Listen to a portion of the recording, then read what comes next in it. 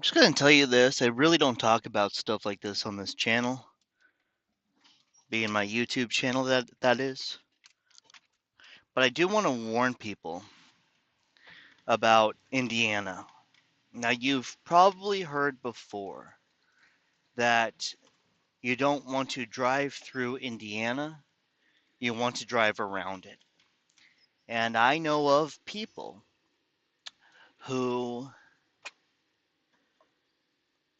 were born and raised in Indiana, moved out, visited California and said, "Oh my God, did not know life could be this amazing." Come out of retirement and stay out there. They actually would share with me the stories about what people out here believe about Californians, Southern Californians, which is shocking. Now being out here, it's just shocking what they believe we are like. But I was surprised to see these people who were born and raised from here refuse to come back or visit their children. That they want their children to leave here and go visit California, but they do not want to come back out here, and they drive around the state. Even though they were born and raised here, when going to Michigan, they will drive an extra few hundred miles to go around Indiana because the cops here target people who are from outside. They will pull you over. They will actually falsely arrest you and then take you to jail, and you'll get caught up here for months. You see, if you go through a corrupt area like here, let's imagine this.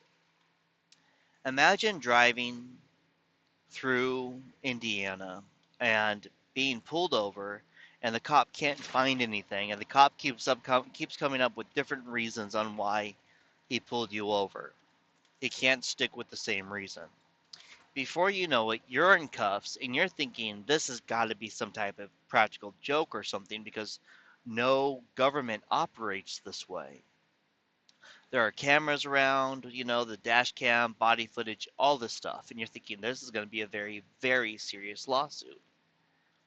Then you're held in jail for 3 days. He gets you on a Friday. On Monday, you go to jail. They impounded your car.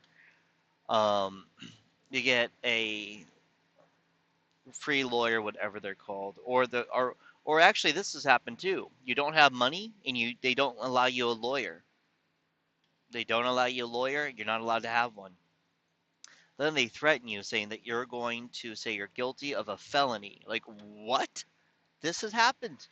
This has happened so many times here. People act like it's completely normal. But putting it out here publicly, people from here will say that's never happened. But when you talk to them, like, well, it's like that everywhere. There's corruption everywhere. What do you expect? Those are all things that they say here all the time until it goes out. Then all of a sudden, no, that doesn't happen here. It's, as a matter of fact, it's never happened at all. But it happens on the daily. I'm completely serious. You reach out to try and find an attorney. Attorneys say, we will not go out there. You'll find an attorney from Chicago, and they'll be like, look, it's just so much work. It's just so much work. I'm not willing to do it. I'm sorry, unless you have $80,000 or something ridiculous. I've heard one as low as 40,000. So then you have to say that you're guilty of a felony. Then they give you months of community service. And you can't do it, so they hold you in jail for a few months. You escape, you do what you can to get back home, you get your car and everything, your business trip, whatever you traveled for, you didn't get the job, whatever, your vacation shot, whatever. They don't fucking care. They don't care. And now that you've escaped, doesn't matter.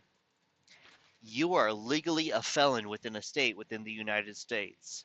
You are a felon wherever you go from now on, or for now on. Anyways, one of those.